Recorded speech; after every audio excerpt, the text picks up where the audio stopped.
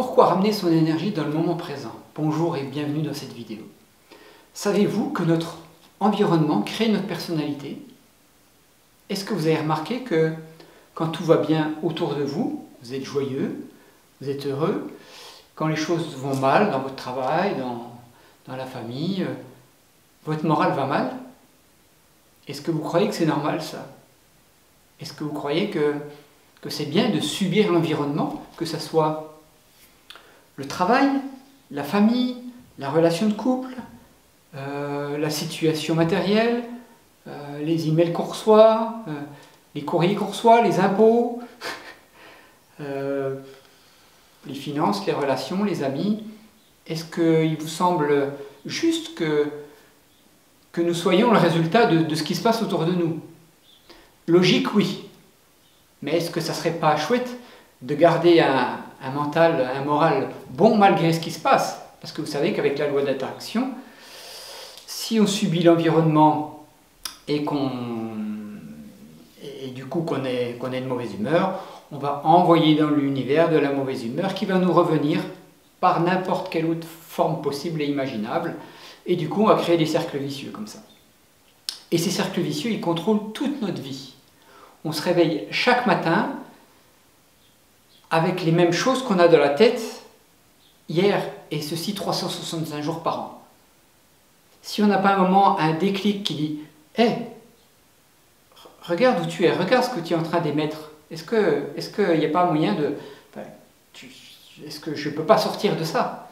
Si à un moment donné, il n'y a pas quelqu'un qui vous le dit, comme moi, ou qu'on le découvre par soi-même et qu'on fait quelque chose pour le changer, qu'on ne fait pas quelque chose pour le changer, c'est comme ça toute notre vie. Les circuits neuronaux, ils sont faits, ils sont construits, et il paraît, c'est Joe Dispenza qui dit ça, grand auteur de physique quantique, il est génial cet homme-là. Il dit à 35 ans, les circuits neuronaux ils sont faits, et votre vie c'est la même tout le long du chemin. Sauf si bien sûr vous rencontrez l'éveil à un moment donné, comme ça nous arrive un peu à tous, dans ces temps de grands bouleversements énergétiques. Mais quand même, quoi. Quelle est la clé? Qu'est-ce qu'on peut faire contre tout ça?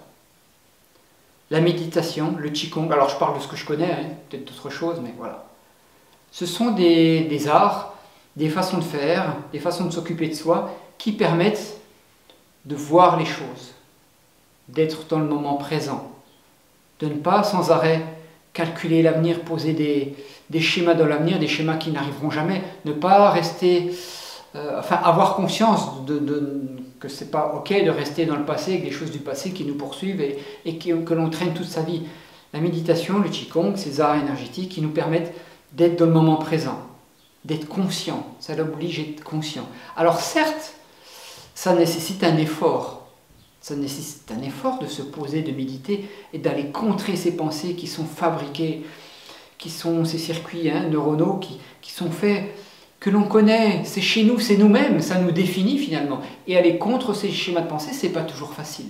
Alors le gain derrière, il est extraordinaire en liberté, en joie, en épanouissement. Le but, c'est d'être joyeux, quoi qu'il arrive. Bien entendu, on prend une tuile du coin du nez, bon ben on encaisse, mais on va encaisser 10 fois plus rapidement que si on était tout le temps dans le râlage, dans la colère, dans la tristesse, dans toutes ces émotions-là, qui nous font rester dans un niveau énergétique bas. Et c'est vraiment génial pour ça. En fait, chaque matin, le corps et l'esprit, ils ont besoin de se reconnecter à la souffrance de la veille. Allez, hop, on se réveille. Première chose qui arrive dans les pensées, c'est les soucis au travail, mon compte en banque qui n'arrête pas de chuter, la facture que j'ai reçue hier, les mails, il faut que je lise mes mails vite, voir ce qui se passe. Enfin, vous voyez, hein, cet état de stress permanent qui use vraiment et qui amène à la maladie. On est aussi là, hein.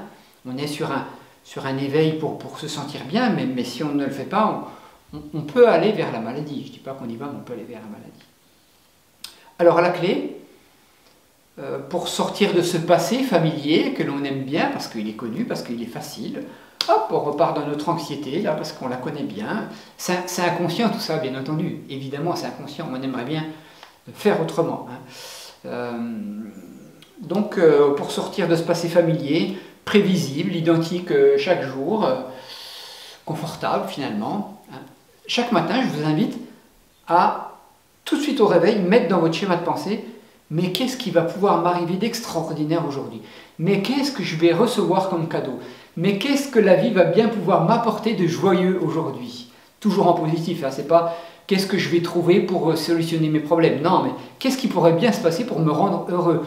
Quelle nouvelle extraordinaire, inattendue, pourrait surgir de n'importe où pour me donner la pêche?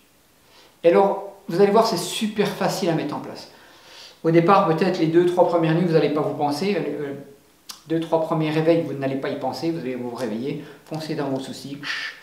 Mais vous allez y penser un peu plus tard et de plus en plus tôt. Et après, vous allez voir que dès que vous ouvrez les yeux, ça va être « Waouh, quelle belle journée il va se passer aujourd'hui. Quelle journée extraordinaire je vais vivre. » C'est bien aussi de le valider le soir en disant ben, « Il s'est passé ci, ça, si c'est rien passé, ben, on trouve des choses positives qui se sont passées. » Mais rien que le fait de chanter ce système automatique qui nous remet dans la vie de la veille, rien que ce fait de faire ça le matin, qu'est-ce qui va se passer aujourd'hui pour moi? En état de méditation, donc ça c'est une clé, hein, l'autre clé c'est la méditation. En état de méditation, le corps, le mental, ils ne font pas la différence entre entre une émotion vécue et une émotion induite. C'est pour ça qu'en état de méditation, on induit des émotions. On induit des phases de joie, on induit des phases de bonheur, j'allais dire de douleur, donc ça on évite quand même.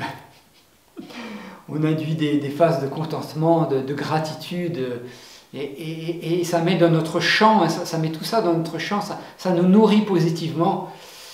Et là-haut, ça ne fait pas la différence entre une émotion induite et une émotion vraie.